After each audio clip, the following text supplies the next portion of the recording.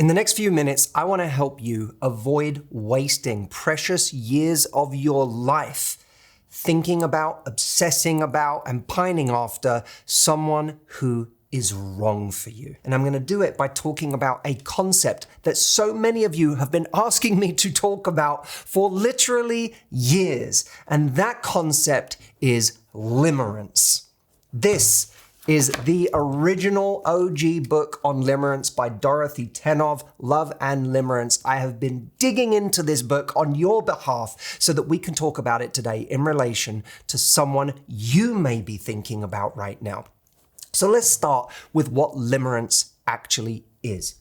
Limerence is the obsessive desire to have someone who we have fallen for love us back. It is the relentless obsessing over this person, the desire to be with them, to own them, to have them yesterday, today, and for all of time. It is the hope that this person is thinking about us in the ways that we are thinking about them, and the inability to stop thinking about them in every moment we have available, and even in the moments we do not have available. When we are at work, when we are supposed to be spending time with other people, when we are supposed to be doing important things that move our life forward and we cannot focus. All we can do is think about and fantasize and dream about this person and what could be with them if they felt the same way about us. Now, what is needed for limerence to take place? How do we become limerent about a person? We have to have two elements: hope and uncertainty. So what tends to happen in limerence is it's perpetuated by this hope that we're reading signs from this person that they're interested in us, the uncertainty of not knowing for sure if they're interested in us, and the deep fear of actually acting on our feelings and ruining this idea of what we have in our mind and the possibility of it going somewhere because we come on too strong and we scare someone away. The worst thing in the world for a limerent person is to be rejected by the person they are limerent about, because at that point, it turns into a full obsession. One of the most negative effects of limerence is on our confidence and our sense of self-worth. I have been there myself in a situation where I truly lost myself. And in doing so, I lost connection to what was valuable about me, to what was important about me. I put all the importance on the other person. And it took me time to rebuild my confidence after that.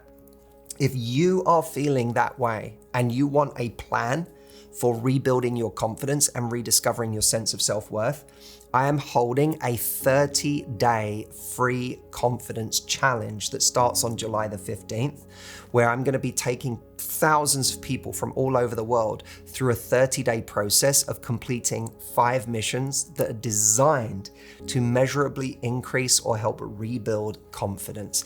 If you haven't signed up yet, you can do so at mhchallenge.com. I'll leave a link below. Join the thousands of people that are going to be going through this with me. I've created an entire free community that you're going to get access to when you sign up, and we'll go through it together. If you've read my new book, Love Life, which is behind me right here, you'll know that I talk in the book about the 4 levels of importance in any situation or relationship. And they are admiration, mutual attraction, commitment, and compatibility. And as we go through these stages, we get to relationships that I believe we should value more. Admiration alone shouldn't be a reason to think that someone is right for us. Mutual attraction doesn't mean that someone is capable of committing. And commitment doesn't guarantee compatibility. But limerence doesn't care about any of these levels. Limerence is something that typically takes place between level 1 and level 2, between admiration and mutual attraction. Because between admiration, which is essential for limerence, is that we admire someone. And what happens with limerence is we start to idealize that person. As Dorothy Tenov puts it, it's not that we make up good qualities about that person. It's that we overemphasize their good qualities while not focusing on any of the signs that this person isn't as great as we're making them out to be. But that is the admiration. Admiration is in full effect. It's mutated into an idealized version of that person.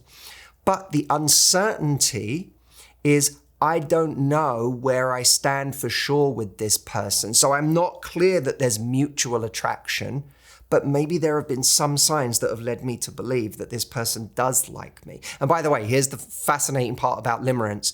People can even think that the absence of obvious signs that this person likes them are signs that this person likes them, because only a person who likes me would spend this much time trying to ignore me to pretend that they didn't like me. So we can find any justification if we want to for the idea that maybe someone does in fact like us, which is why hope doesn't always come from the real world. It can just come from our mind, our imagination, our perception of events, especially if we have a strong desire to feel limerence, to be in limerence with someone. So limerence often takes place between level 1 and level 2, between admiration and mutual attraction. But here's the interesting part. Limerence can even take place beyond mutual attraction, even into level 3, commitment. What's fascinating about that is we would think that if we were in a relationship with someone, if we had commitment from someone, we would no longer be limerent because there would be no more uncertainty.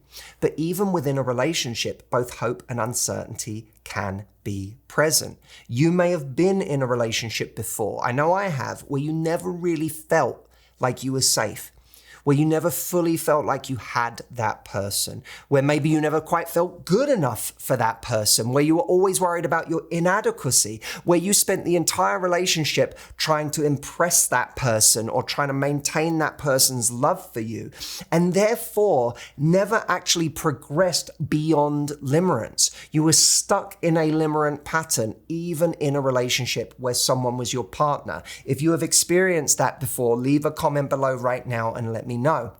So you can experience limerence even within a committed relationship. Now you may be wondering, in my 4 levels of importance, how does limerence relate to the 4th level, compatibility? And this part's pretty fascinating because limerence doesn't give a shit about compatibility. That's the bottom line. Someone can be completely wrong for you in every way and still become your limerent object, the person that you obsess over, the person you cannot stop thinking about, the person you think would complete your life. You may be able to think of someone in your life from the past who at one point you felt limerent over, and you can look back now and go, that person would have made me miserable. I dodged a bullet by that person never reciprocating and wanting me. Well, don't discount the possibility that the person you may be feeling this over now is entirely incompatible with you. And if it helps, I don't believe that anyone who isn't actually reciprocating can be compatible with us, because a huge essential part of compatibility is 2 people who mutually want each other and are committed to each other. One of the proven ways that people can start to lose their limerence for someone is by getting out of the orbit of that person. Limerence is something that feeds on itself. When you're close to someone, when you're interacting with them, when you're able to perceive more signs of their interest, whether they're real or imagined, we give ourselves more and more ammunition to think about them, to fantasize about them, to think about what could be, to write notes in our diary, to imagine scenarios in the future. And then those thoughts replicate and they feed on themselves.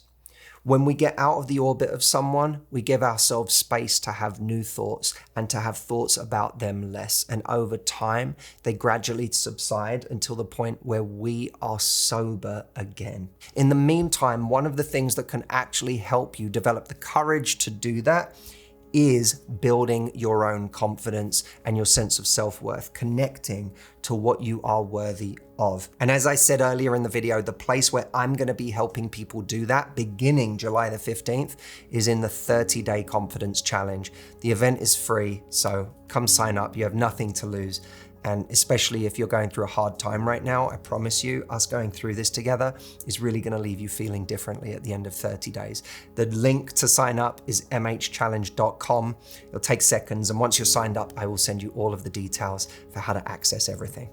Thank you for watching. Leave me a comment, let me know what you thought, and I'll see you soon.